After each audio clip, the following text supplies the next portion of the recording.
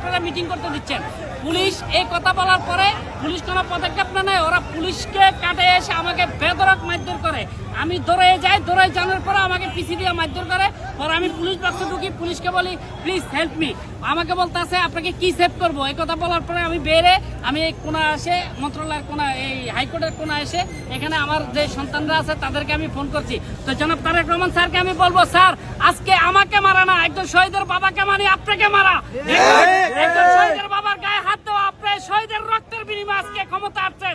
আপনাকে আমরা আমেরিকা থেকে নিয়ে আসছি, আপনি জনগণের প্রতিনিধি হয়েছেন, আপনি প্রেসিডেন্ট হয়েছেন, প্রধানমন্ত্রী হয়েছেন।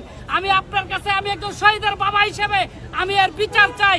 আমি এখানে ওনার সাথে কোনো ফাইটিং করতে আসি নাই। আমি ওনাকে প্রশ্ন করছি আপনি তারেক রহমান স্যারকে অবৈধ কেন বলেন, আপনি কিভাবে শহীদদেরকে নিয়ে গালিগালাজ করেন। আমি জনাব তারেক রহমান স্যারের কাছে, স্বরাষ্ট্রমন্ত্রীর কাছে, এই বাংলাদেশের জনগণের কাছে, এই পেশিবাদী হাসিনার দালাল এই ফারজানার বিচার আমি চাই। এমনকি আমাকে যারা গায়ে হাত দিছে তাদেরকে চিহ্নিত করে বিভিন্ন ভিডিও ফুটেছে।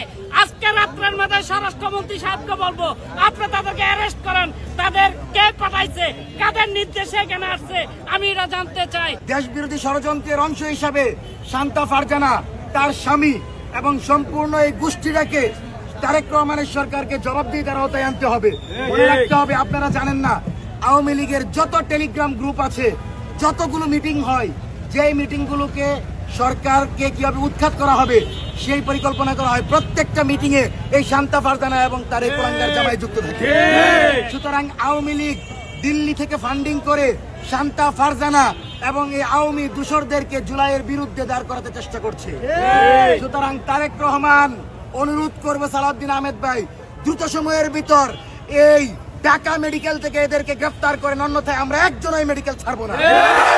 আপনি একটা কথা মনে রাখেন, শহীদ প্রেসিডেন্ট জিয়াউর রহমানের বাংলাদেশ, এটা আওয়ামী লীগের মুজিববাদের বাংলাদেশ না। সুতরাং এখানে যে মুজিববাদের ব্যবসা করতে চাইবে, মুজিববাদের দোকান খুলে নিয়ে প্রেসিডেন্ট জিয়াকে গালি দিবে, তার অস্তিত্ব আমরা রাখবো না।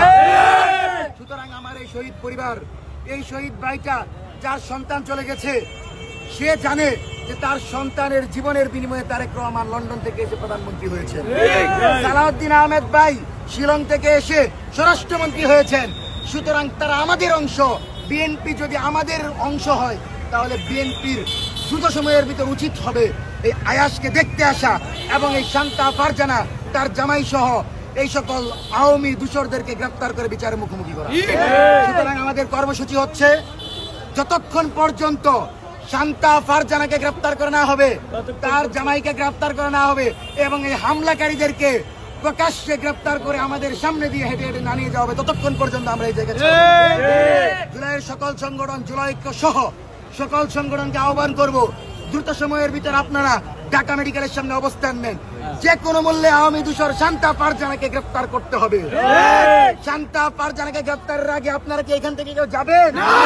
আমরা কি সরে যাবো? গ্রেফতার গ্রেফতার গ্রেফতার চাই।